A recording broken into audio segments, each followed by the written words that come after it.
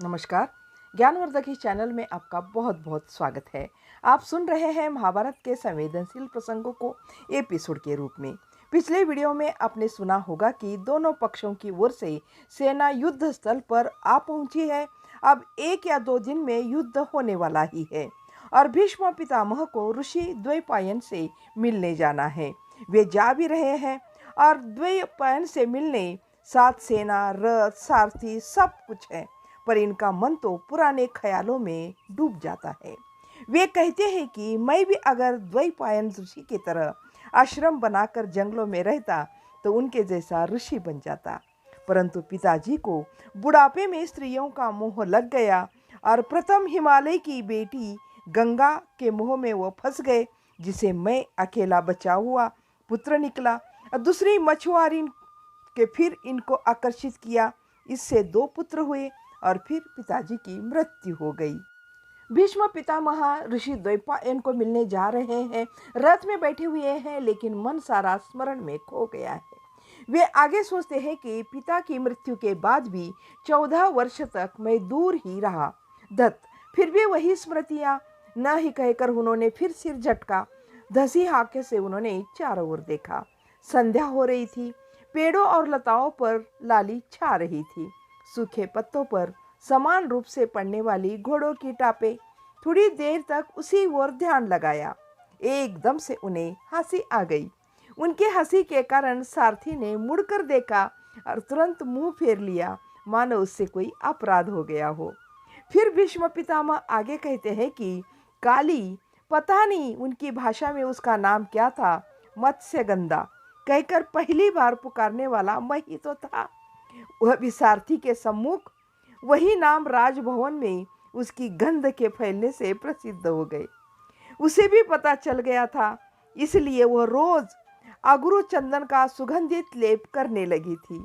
वो बहुत अधिक मात्रा में। वो भी संस्कारहीन को सुगंध वस्त्राभूषण मिले तो अति कर बैठते हैं। इस कारण उसका नाम योजनगंधा पड़ गया था। परंतु पिताजी ने उसे विवाह के समय सत्यवती नया नाम दिया था।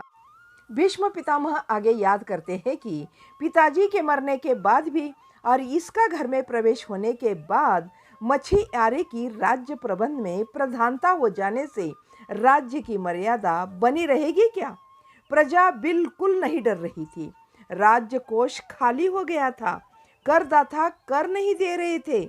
लोगों को भयभीत करने के लिए ही मेरा नाम का प्रयोग किया जाने लगा था।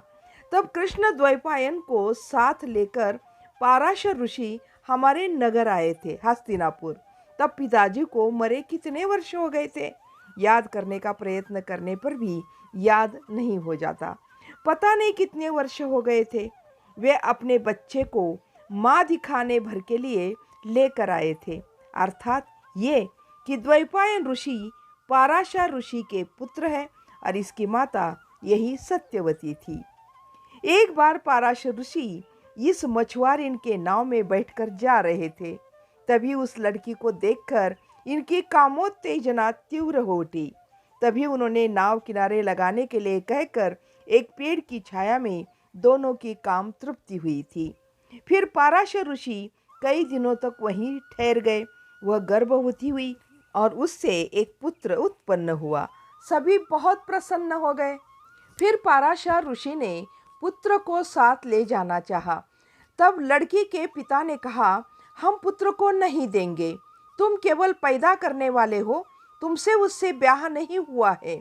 तब पाराशर ऋषि ने कहा, विवाह नहीं किया तो क्या हुआ? बीज मेरा है, इसलिए यह मेरा पुत्र है। यदि नहीं दोगे तो श्राप दूंगा, कहकर ऋषि ने डराया भी, धमकाया भी।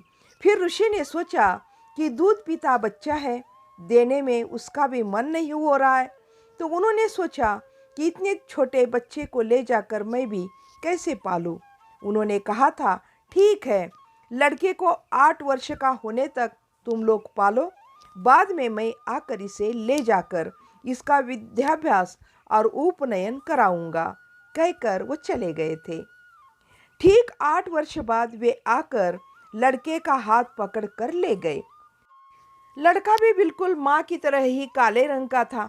इसलिए कृष्ण नाम से नामकरण हुआ था। मछुआरे को क्रोध आना तो स्वाभाविक ही होता है। उसी समय पिता ने बेटी को चेतावनी दी थी कि देखो बेटी, आगे से कोई तुम्हें छूने आए तो कहना मेरे पिताजी से बिना पूछे मैं तैयार नहीं हूँ।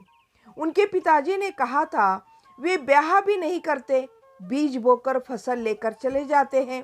पेट में रखकर पाल पोसकर जन्म देने वाली भूमि को अंत में दुख ही प्राप्त होता है।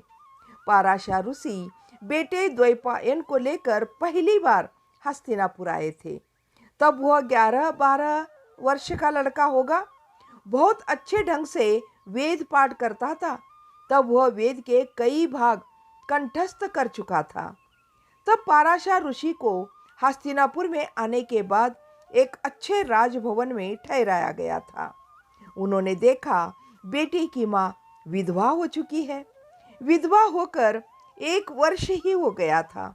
उसके साथ छोटे छोटे 2 बच्चे भी थे।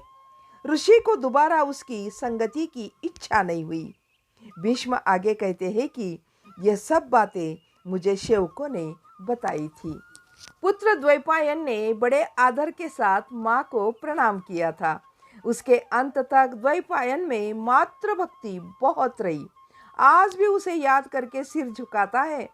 भीष्म आगे कहते हैं कि तब मैं वेदाध्ययन में मग्न था। पाराशर को पता चला तो वे स्वयं ढूंढते हुए मिलने आए।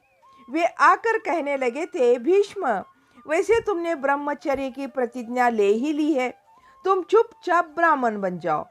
अब जो भी हो तुम्हारा छोटा भाई राज सिंहासन पर बैठेगा, तुम मेरे साथ आकर ब्राह्मण बन जाओ। भीष्म आगे कहते हैं कि तब मैंने पाराशर ऋषि के बात को नहीं मानी। यदि तभी ब्राह्मण बन जाता तो इस हस्तिनापुर के गृह कार्य के जंजाल से बच जाता। मैंने बात नहीं की और ब्रह्मचारी होने पर भी गृहस्थी के जंजाल से बच नहीं पाया। भीष्म आगे यह भी कहते हैं कि यदि पाराशर ऋषि अपने पुत्र को साथ नहीं ले जाते तो द्वैपायन सत्यवती का पुत्र ही रहता, तो विवाह के बाद मेरे पिता का पुत्र होता और संबंध में मेरा छोटा भाई होता।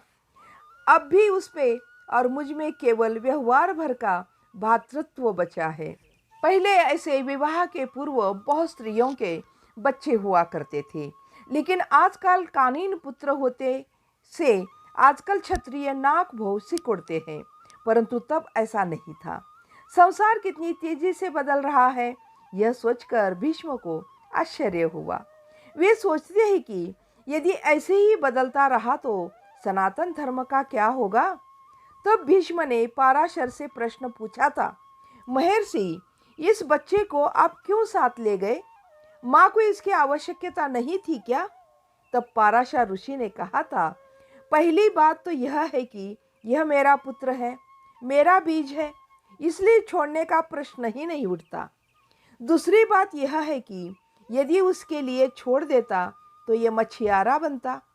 अब इतनी जल्दी मैंने इसे कैसा बढ़िया वेदज्ञ बनाया है, देखो आगे चलकर तो यह बहुत बड़ा वेदज्ञ बनेगा।